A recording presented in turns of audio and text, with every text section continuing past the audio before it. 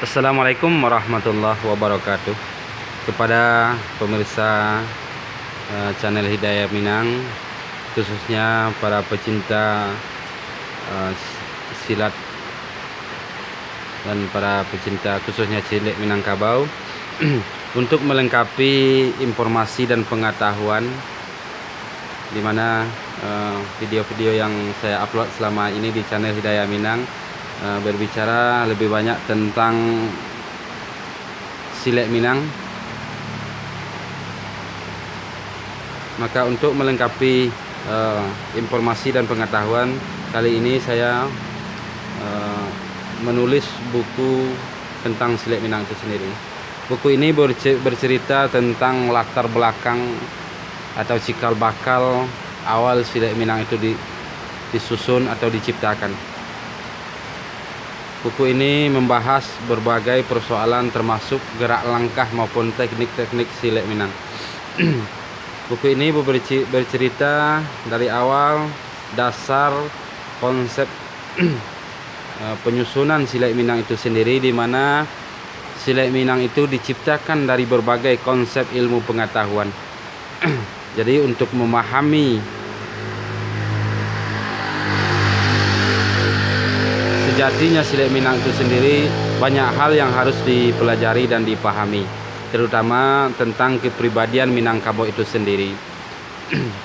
Banyak dari para pelaku bela diri di Nusantara, terutama masalah silat di Nusantara, salah satu tokohnya yang sangat berjasa besar demi perkembangan silat di Nusantara ini, bahkan sampai ke mancanegara, yaitu Bapak Edi Nalapraya. Beliau pernah berbicara dan menyampaikan bahwa silat di Indonesia ini pada dasarnya berasal dari Minangkabau, kemudian pencak berasal dari Jawa Barat. Untuk itu, untuk mengenal silat secara umum lebih luas, maka kita harus kembali kepada dasarnya, yaitu silat Minang. Sementara silat Minang itu sendiri adalah sebuah bela diri yang cukup unik, yang membutuhkan pemahaman yang sangat mendalam tentang kebudayaan maupun alam Minangkabau itu sendiri. Di dalam buku ini dibahas dasar-dasar maupun titik awal pergerakan dari silat Minang itu sendiri. Di sini ada sambutan dari Sekretaris Umum PB-IPSI, yaitu Bapak Rizal Caniago. Selanjutnya kata pengantar dari penulis. Kemudian kita lihat daftar isinya. Sebagaimana yang telah saya sampaikan tadi, untuk memahami silat Minang, kita harus memahami latar belakang dan pola pikir masyarakat Minang itu sendiri, di mana silat itu adalah merupakan kepribadian Minangkabau yang diwujudkan dalam gerak langkah. Jadi untuk memahami silat Minang, kita harus melihat latar belakang yang menjadi pedoman bagi masyarakat Minangkabau itu sendiri.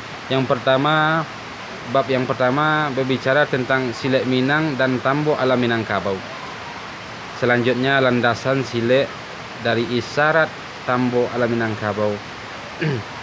Jadi pada bab-bab pertama ini lebih banyak berbicara tentang landasan dasar untuk memudahkan pemahaman kita dalam memahami gerak langkah silat Minang itu sendiri. Selanjutnya pada bab yang kedua, kita berbicara lebih kepada nilai atau sejarah.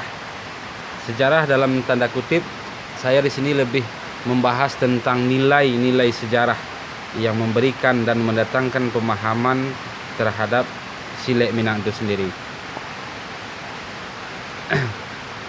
Pembahasan awal tentang sejarah silat Minangkabau, mengungkap sejarah silat Minangkabau, selanjutnya menelusuri silat dalam peradaban tua.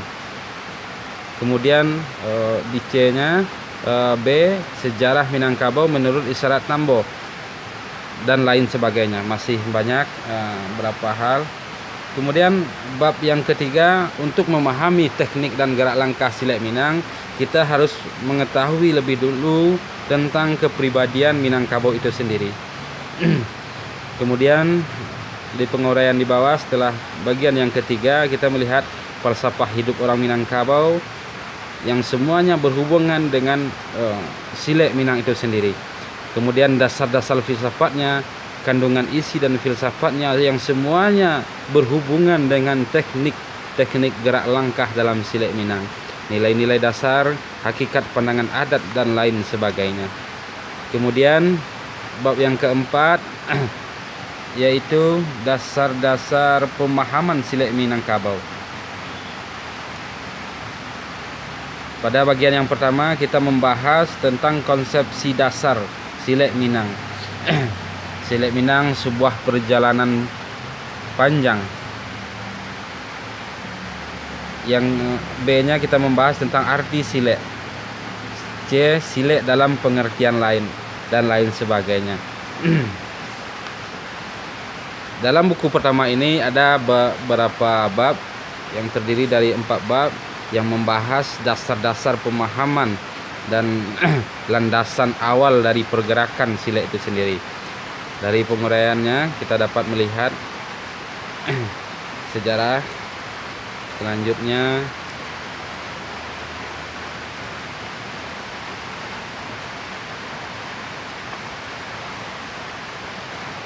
ya, itulah beberapa informasi dan mudah-mudahan bermanfaat. Ini adalah buku 1 dan ini adalah buku yang keduanya yang membahas lebih kepada tekniknya. Namun untuk bisa memahami teknik di dalam buku 2 ini, kita harus memahami dulu terlebih dahulu yang saya uraikan dalam buku 1.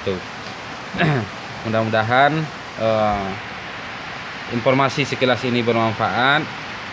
Saya ucapkan atas segala perhatian dan partisipasinya, saya ucapkan terima kasih banyak. Assalamualaikum warahmatullahi wabarakatuh.